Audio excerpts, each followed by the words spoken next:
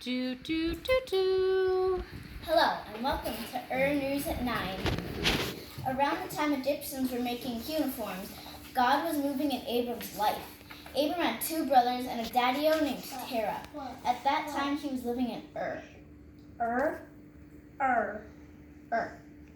God told Abram he needed to move, and so Abram left. He took his family, his nephew Lot, and his dad Terah. His wife Sarah was also his half-sister. Awkward. He left with his caravan of peeps and settled in the land Haran. Their people worshipped the same moon god as people had in Ur. Keep up. So God told them to keep moving. Go to Canaan instead. Abram obeyed at first.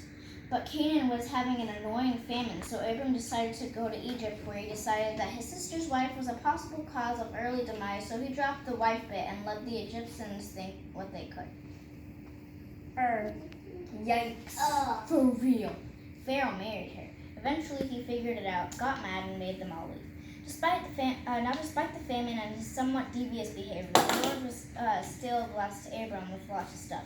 In fact, he had so many sheep that his nephew and herdsmen couldn't find places to feed all their fluffy butts. Fights broke out, and it was a woolly chaos. Time for lamb chops. No, they just parted ways. Abram said Lot could choose whichever area he wanted. Sharing means caring. Lot chose poorly. He lived in this awful city that eventually kidnapped him and all his stuff. No, nephew. Anyway, Abram went off saving Private Ryan,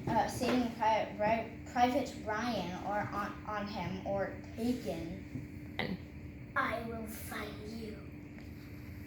He totally did, and his stuff too. Then this guy named Melchizedek, who might have been a king or a priest, and he told Abram that God told him that God would make his reward really great.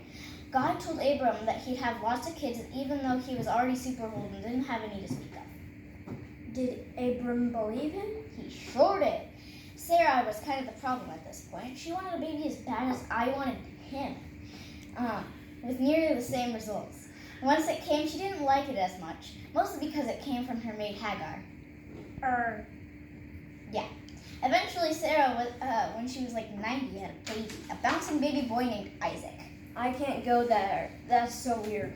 Sarah wasn't precisely on the best terms with Hagar. After a little tiff over reeds or something, she had Abram kick Hagar and her baby son Ishmael out to their death. What? Don't worry, God saved them eventually. Anyway, let's speed this up. God called Abram, Abraham, and Sarai, Sarah. Abraham almost sacrificed Isaac on an altar as an act of faith. What? Shh.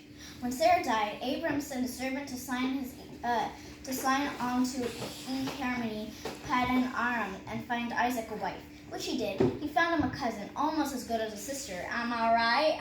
That's gross. Her name was Rebecca. She had two babies that were twins, Jacob and Esau. They were born fighting and kept it as they grew.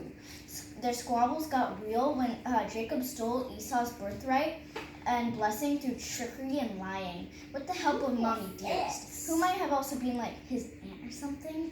I'm not sure. That family tree is a weird one. Jacob ran away at this point because he knew he'd done wrong. He ran straight to back to Paddan Aram because he didn't use eHarmony. He found a couple sisters, accidentally married one. As you do. Is this something I should be worried about? But he married the other one as well because she was cute and less blind. Sounds shallow. They did very well for themselves, had a nice tent and a flock and all that. Eventually moved back and made up with Esau. Between the two wives, he had 12 sons, the last two names Joseph and Benjamin. They sound familiar. Yeah, but that's another story.